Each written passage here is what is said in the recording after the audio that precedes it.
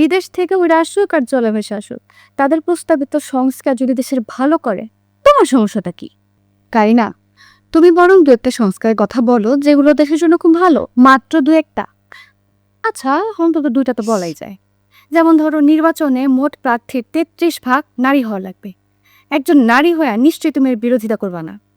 তারপর আবার ধরো, কেয়ারটেকার গভর্নমেন্ট, এটা ফিরে আনার একটা ব্যবস্থা করতেছে। এইটারেও তো তুমি নিশ্চয়ই খারাপ বলতে পারবা না। তুমি কিন্তু একটা বেশ ভালো উদাহরণ দিয়েছ। এবার কি বলি শোনো। সংস্কার হবে জুলাই সনদের ভিত্তিতে। জুলাই সনদে 33% নারী প্রার্থীর প্রস্তাব দেওয়া হয়েছে। তবে সেটা ধাপে ধাপে।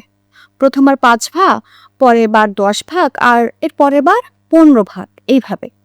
এই প্রস্তাবে নোট অফ ডিসেন্ট বা আপত্তি জানিয়েছে 3টি রাজনৈতিক দল, এবং 3টি ধর্মভিত্তিক রাজনৈতিক দল। আরও মজার বিষয় হলো, জামায়াত ইসলাম কিন্তু নোট অফ ডিসেন্ট দেয়নি। অর্থাৎ তারা ধাপে ধাপে 33 ভাগ নারী প্রার্থী দেওয়ার বিষয়টি মেনে নিয়েছে। কিন্তু 12ই ফেব্রুয়ারি নির্বাচনে জামায়াত মোট কতজন নারীকে মনোনয়ন দিয়েছে জানো? একজন কেউ না। আবার এই দলের আমির আল জাজিরাকে দেয়া এক সাক্ষাৎকারে বলেছে, নারীদেরকে মনোনয়ন না দেয়া নাকি এই দেশের সংস্কৃতি, এবং ভবিষ্যতে কখনো কোনো নারী জামায়াতে প্রধান হতে পারবে না, কারণ আল্লাহ এটার অনুমোদন দেয় না। তার মানে দেখো, জুলাই সনদের পক্ষে ধর্মভিত্তিক মানে ইসলামী দলগুলো সবচেয়ে বেশি সরব। অথচ এই সনদের সবচেয়ে গুরুত্বপূর্ণ প্রস্তাবের একটিতে কোনো ইসলামী দলের সম্মতি নেই। একইভাবে তত্ত্বাবধায়ক সরকার নিয়ে বিএনপি নোট অফ ডিসেন্ট বা আপত্তি জানিয়েছে। অতীতে এই তত্ত্বাবধায়ক সরকার ব্যবস্থা কিন্তু ব্যর্থ হয়েছে বিএনপির কারণে। সংবিধানে থাকার পরও বিএনপি এই ব্যবস্থা ধ্বংস করে দিয়েছিল।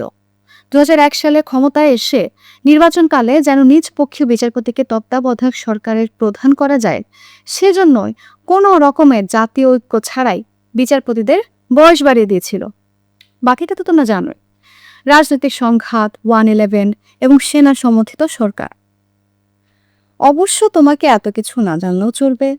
শুধু এতটুকু জেনে রাখো, যে দলই ক্ষমতায় আসুক, তারা তাদের রাজনৈতিক এজেন্ডার বাইরে কোনো সংস্কার করবে না, আর করলেও সেটা মানবে না।